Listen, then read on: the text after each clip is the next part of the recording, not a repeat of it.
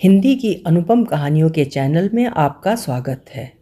आज सुनिए सुप्रसिद्ध और वरिष्ठ लेखिका मालती जोशी जी की लिखी हुई कहानी वितृष्णा। तो शुरू करें कहानी। माँ पापा लौट आए हैं। खाना खाते हुए मैंने सूचना दी। अच्छा, इनकी ठंडी प्रतिक्रिया थी। चाचा को भी साथ लेते आए हैं। किस लिए? अकेले छोड़ते नहीं बना होगा, तभी तो तिरही के बाद भी महीना भर रुक गए थे। इन्होंने कोई जवाब नहीं दिया, चुपचाप खाना खाते रहे।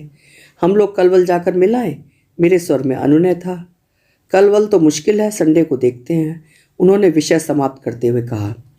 मेरे लिए संडे तक प्रतीक्षा करना बहुत मुश्किल था, इसलिए मैं अगले दिन दोपहर को चली गई। चाची की तेरहवीं पे देखा था, उस तुलना में चाचा बहुत थके से लगे। स्वाभाविक भी था, इस उम्र में जीवन साथी का एकाएक बिछड़ जाना पति पत्नी दोनों पर ही भारी पड़ता है। फिर इन लोगों के तो कोई संतान भी नहीं है जिसके पास जाकर अपना दुख हल्का कर सके। माँ पापा इसीलिए तो वहाँ से निकल नहीं पा रहे थे। इतने बड़े घर में चाचा को अकेले छोड़ने का उनका मन नहीं हो रहा था, शायद इसीलिए उन्हें साथ लेकर आ गए थे। दोपहर को सारा काम निपटा कर गई थी और बच्चों से पहले घर लौटना भी था, इसलिए उस दिन ज़्यादा देर बैठ नहीं पाई, बस उन लोगों को देख कर लौट आई। सोचा रविवार को इनके साथ आऊँगी, तब आराम से बातें होंगी।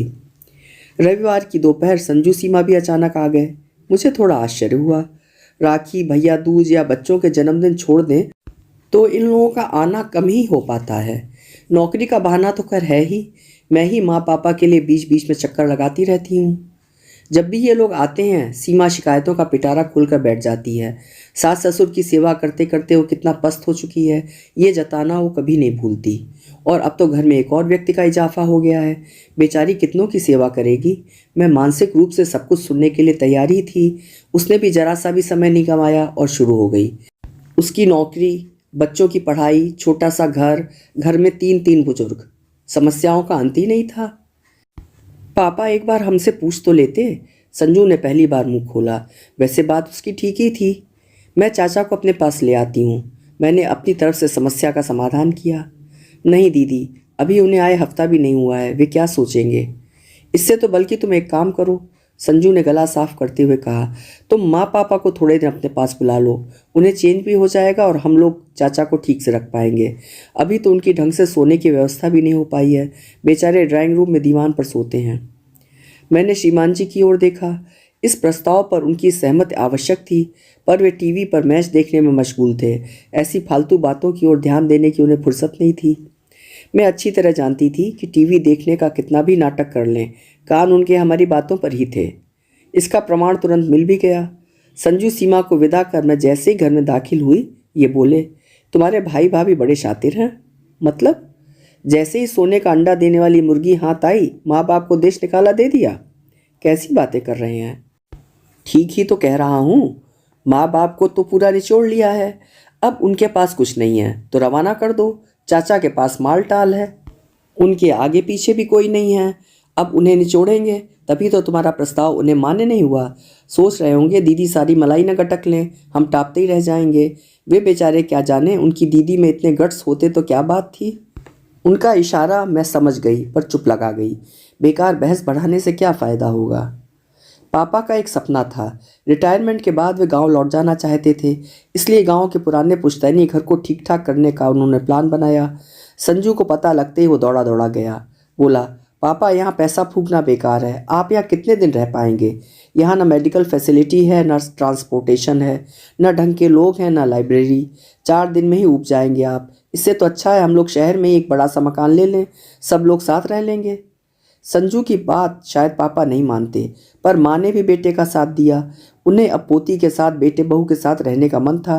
फिर मैं भी इसी शहर में थी, दोनों बच्चे आंखों के सामने रहेंगे, माँ को और क्या चाहिए। आखिर पापा ने हथियार डाल दिए। इतने सालों तक सरकारी क्वार्टरों में रहने के बाद फ्लैट में रहना उन्हें रास नहीं आ रहा था, पर उतने से पैसों में स्वतंत्र घर की कल्पना भी नहीं की जा सकती थी। श्रीमान जी तब बहुत भुनभुनाए थे। पुश्तैनी जायदाद में बेटी का भी बराबर हिस्सा होता है, ये बात मैं भी जानती थी, पर गांव के उस पुराने मकान के कितने मिलेंगे मुझे पता था। उस छोटी सी रकम में हिस्सा बटाने का मन नहीं हुआ। आखिर संजू मेरे माता पिता के लिए ही तो बड़ा घर ले रहा था, पर मेरे इस अपराध को ये कभी क्षमा नहीं कर पाए हैं। पापा को अपने घर आने के लिए राजी करना एक टेढ़ी खीर थी। वे तो प्रस्ताव सुनते ही भड़क गए।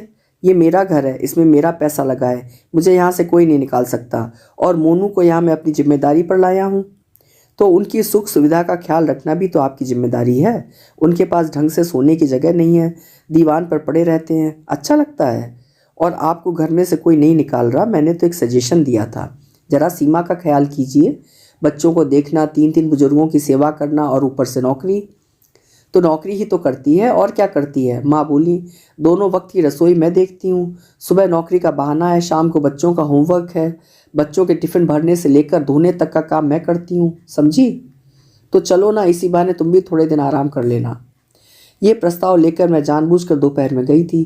चाचा बाहर दीवान पर सो रहे थे, हम लोग कमरे में थे। लाख धीरे बात कर रहे थे, पर शायद उन्होंने सुन ही लिया। भीतर आकर बोले, मेरे यहाँ आने से इतनी प्रॉब्लम्स, इतनी असुविधा होगी, ये पता होता तो। प्रॉब्लम कोई नहीं है चाचा, ना कोई असुविधा है, बल्कि आपको ठीक से सुविधा न देने के कारण संजू शर्मिंदा हो रहा है। मैं तो आपको अपने घर भी ले जा सकती हूँ, दोनों घर एक ही समझिए, जैसे यहाँ वैसे वहाँ। पर फिर संजू बहुत दुखी हो जाएगा कि घर छोटा होने के कारण आपको नहीं रख सका। इसलिए माँ पापा से कह रही थी, कुछ दिनों के लिए मेरे पास आकर रहिए, मुझे भी सेवा का अवसर दीजिए, मेरा भी तो मन करता है, और आपका भी थोड़ा चेंज हो जाएगा। और एक ही शहर में तो है, मिलना जुलना होता ही रहेगा। पता नहीं कैसे क्या हुआ, पर एक दिन माँ पापा मेरे पास रहने आ गए। शायद बहू ने तेवर दिखाए होंगे, या चाचा के सामने कलह कलेश नहीं चाहते होंगे। वे लोग मेरे घर आ गए। मैंने गेस्ट रूम उनके लिए सुसज्जित कर दिया, अपने बेडरूम वाला टीवी लाकर वहाँ लगा दिया, पापा की पसंद का अखबार चालू कर दिया, कुछ पत्रिकाएं कमरे में रखवा दी। अपनी शक्ति भर मैंने सब किया, पर देखा कि दोनों एकदम बुझ से गए हैं। माँ तो फिर भी थोड़ा हंस बोल लेती थी, पर पापा एकदम चुप हो गए थे, कमरे से बाहर ही नहीं निकलते थे। संजू के यहाँ थे तो सुबह शाम घूमने जाते थे। हम उम्र लोगों का वहाँ बड़ा अच्छा ग्रुप बन गया था। हम उम्र तो अड़ोस पड़ोस में यहाँ भी थे, पर इस उम्र में परिचय के सूत्र बड़ी मुश्किल से जुड़ते हैं। किसी वृक्ष को उखाड़ कर दूसरी जगह लगाया जाए तो मुरझा जाता है। दिन का खाना मैं, पापा और माँ साथ खाते थे, पर रात में ये भी टेबल पर होते थे। उनकी उपस्थिति में पापा थोड़ा असहज महसूस करते थे। उनको कंफर्टेबल करने का उनके दामाद ने कभी प्रयास भी नहीं किया। फिर मैंने इसका तोड़ निकाला। मैंने उन दोनों को बच्चों के साथ खिलाना शुरू किया। कहा कि रात में जल्दी खा लेना ठीक होता है, खाने और सोने में कम से कम 2 घंटे का गैप होना चाहिए। 8वें चौथे दिन चाचा आ जाते तो पापा के चेहरे पर थोड़ी मुस्कान आ जाती। दोनों भाई देर तक बतियाते रहते। फिर माँ मुझसे फुसफुसा कर कहती, लाला को खाने के लिए रोक लेना, वहाँ पता नहीं क्या कैसा बनता होगा। चाचा ना नुकुर नहीं करते। हाँ, संजू के यहाँ ज़रूर फ़ोन कर देते। अगर दिन में आते तो खाकर ही आते, क्योंकि सीमा खाना सुबह ही बना कर जाती। फिर भी मेरे आग्रह पे एक आध रोटी खा लेते। खाना खाते हुए उनका शिकायतों का पिटारा भी खुल जाता। भाभी, बहू तो तुम्हारी गजब है, कल बड़े को मेरे बिस्तर में ही घुसा दिया। मैं फिर सीधा जाकर दीवान पर सो गया। सनी हम दोनों के पास ही सोता था ना, माँ बताती। दरअसल संजू के पास 2 ही बेडरूम हैं, इसलिए एक बच्चा माँ पापा के पास सोता था, पर चाचा को इसकी आदत थोड़ी ही है। कभी कहते, तुम्हारी बहू ने मुझे क्या मास्टर समझ लिया है, रोज़ रात को बच्चों को कॉपी किताब देकर भेज देती है। पहले होमवर्क वही करवाती थी ना, अब रसोई में लगना पड़ता होगा तो समय नहीं मिलता होगा। रसोई तो वो जैसी बनाती है ठीक ही है। मैं तो हैरान हूँ, भाई साहब कैसे खा लेते थे, ये तो इतने मीन मेख वाले हैं। अंजलि तो घबराती थी। मेरे रहते तुम्हारे भाई साहब को किसी और के हाथ के खाने की ज़रूरत ही नहीं पड़ती ना। शिकायतें दूसरे पक्ष से भी कम नहीं होती थी। दीदी, चाचा जी दोपहर को आपके यहाँ गए थे क्या? काम वाली ताला देखकर लौट गई, अब कपड़ों का और बर्तनों का ढेर पड़ा है मेरे लिए। दीदी पता है, आज बच्चों को पड़ोस से चाबी लेकर दरवाज़ा खोलना पड़ा। दीदी, कल रात हम लोग पिक्चर जा रहे थे, चाचा जी ने कहा बाहर से ताला डाल कर जाना, मैं आधी रात को उठकर दरवाज़ा नहीं खोलूँगा। सुनकर मुझे बहुत मज़ा आता। देवी जी को माँ पापा की अहमियत का अब पता चलेगा। उनके भरोसे दोनों कितने निश्चिंत थे, ना घर की फिक्र थी ना बच्चों की। मैं सोच रही थी ब्रेकिंग पॉइंट बस आने ही वाला है। उससे पहले ही एक दिन चाचा सूटकेस सहित घर में दाखिल हुए। कहीं ये रहने तो नहीं आ गए? श्रीमान जी की प्रतिक्रिया की कल्पना से ही मुझे डर लगने लगा। पर चाचा ने मुझे ज़्यादा देर तक पशोपेश में नहीं रखा। मुझसे एक गिलास पानी मंगवा कर पिया और फिर माँ पापा के चरण छूकर बोले, कुछ दिनों के लिए घर जा रहा हूँ। एकदम कैसे? लौट कर बताता हूँ, उन्होंने कहा और बाहर खड़े ऑटो रिक्शा में जाकर बैठ गए। माँ की तो जान ही सूख गई। ये एकदम कहाँ चल दिए? किसी ने कुछ कह तो नहीं दिया? बड़े चाव से हम लोग उन्हें लेकर आए थे, पर अब खुद ही शरणार्थी बन गए हैं, क्या करें? माँ प्लीज़, अपने आप को शरणार्थी मत कहो। तुम कहीं सड़क पर नहीं पड़ी हो, अपनी बेटी के घर में हो जो तुम्हें आदर मान से लेकर आई है। और रही चाचा की बात, तो वो बोले हैं ना कि लौट कर बताता हूँ, तो इसका मतलब है कि वे वापस आएंगे। घर बार एक बार देखने गए होंगे। उनके इस आकस्मिक प्रस्थान से संजू सीमा भी परेशान हो गए थे। सीमा तो बार बार मुझसे उनका प्रोग्राम पूछती। जैसे जैसे दिन बीत रहे थे उसका धैर्य समाप्त होता जा रहा था।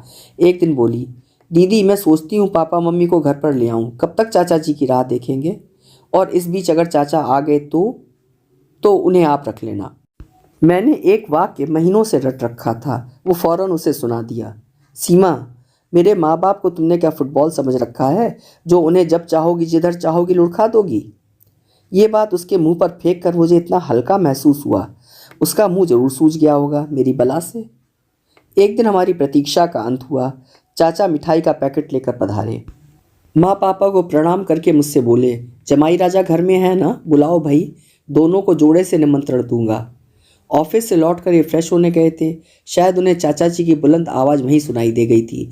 वॉशरूम से निकलते हुए बोले, तुम्हारे चाचा जी फिर से शादी वादी कर रहे हैं क्या? कैसी बातें कर रहे हैं, प्लीज़ जल्दी से कपड़े बदल कर बाहर आ जाइए। जमाई राजा के ड्राइंग रूम में आते ही चाचा उठ खड़े हुए। नाटकीय ढंग से उन्होंने हम दोनों के हाथ में मिठाई का डिब्बा पकड़ाया और हाथ जोड़कर कहा, आपके शहर में एक छोटा सा आशियाना ले लिया है। रविवार को छोटी सी पूजा रख ली है ताकि गृह प्रवेश की रस्म भी हो जाए। तुम लोग और संजू का परिवार, बस इतने ही लोग रहेंगे। अभी बहुत लोगों को तो मैं जानता भी नहीं हूँ। हम लोगों को आश्चर्य तो हुआ, पर हमने बधाई देने में कोई कंजूसी नहीं की। चाय पीते हुए चाचा ने कहा, भाभी और भाई साहब को साथ लेकर जाता हूँ, सब कुछ इन्हीं को तो करना है, मुझे तो कुछ आता जाता नहीं है।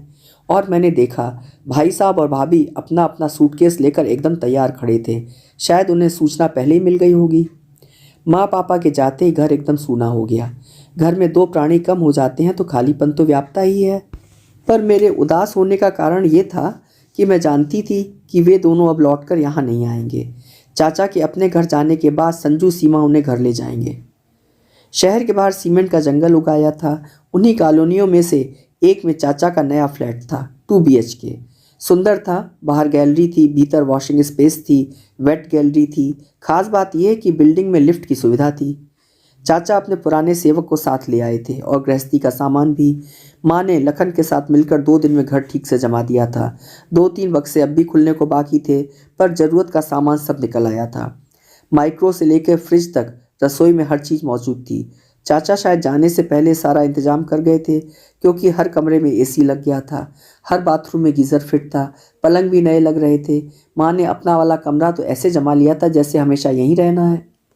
चाची बहुत शौकीन थी। उनकी पसंद भी बहुत ऊंची थी। उनकी क्रॉकरी, बर्तन, पर्दे, चादरें सब आला दर्जे के होते थे। सीमा हर चीज़ को छूकर उलट पलट कर देख रही थी, मनी मन कीमत का अंदाज़ा लगा रही थी। पूजा अच्छे से संपन्न हो गई। खाना भी बहुत अच्छा था। बहुत दिनों बाद माँ को रसोई का एक छत्र राज मिला था।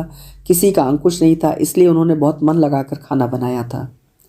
खाने के बाद हम सब हॉल में बैठकर गपशप कर रहे थे कि एकाएक सीमा ने पूछा, मम्मी जी ये सब समेटने में आपको 1 आध दिन तो लग ही जाएगा ना? मैं आप लोगों को लेने परसों तक आ जाऊं या चाचा जी छोड़ देंगे? ये लोग अब कहीं नहीं जाएंगे, चाचा ने निर्णायक स्वर में कहा। हम तीनों बूढ़े प्राणी यहीं रहेंगे और ये चौथा बूढ़ा लखन लाल हमारी सेवा करेगा। क्षण भर को तो हॉल में चुप्पी छा गई। ये प्रस्ताव हम सबके लिए एकदम अप्रत्याशित था। बड़ी देर बाद संजू की आवाज़ निकली, चाचा ये अचानक? अचानक नहीं बेटे, बहुत दिनों से प्लानिंग कर रहा था। भाई साहब की इच्छा थी कि मैं अब उन लोगों के साथ रहूं। मुझे भी प्रस्ताव अच्छा लगा था, इसलिए मैं उनके साथ चला आया। पर यहाँ आकर देखा कि किसी भी घर में हम तीनों एक साथ नहीं रह सकते, इसलिए ये अलग आशियाना बना लिया।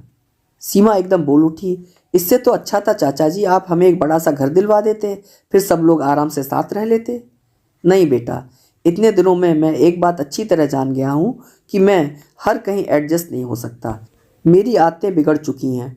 घर में सबसे छोटा था ना, इसलिए पहले तो माँ ने खूब लाड़ किया, फिर भाभी आई तो उन्होंने भी मेरे नखरे उठाए। रही सही कसर तुम्हारी चाची ने पूरी कर दी। बच्चे थे नहीं तो सारा प्यार लाड़ दुलार मुझ पर ही उड़ेल दिया, बिल्कुल बर्बाद कर दिया मुझे। अब इस उम्र में अपने आप को बदलना नामुमकिन है, इसलिए मैं यहीं ठीक हूँ और तुम इसे भी अपना ही घर समझो। समझ लो कि उस घर का एक्सटेंशन है ये। बच्चों को जब भी दादा दादी या नाना नानी की याद आए वे यहाँ बेखटके आ सकते हैं। और अनु, चाचा मेरी ओर मुखातिब हुए। तुम्हें जब भी पीहर जाने का मन हो यहाँ चली आना। मतलब मम्मी अब हमारे पास नहीं रहेंगी? सीमा तो रोनी रोनी हो आई थी। हाँ बेटे, भाभी अब यहीं रहेंगी।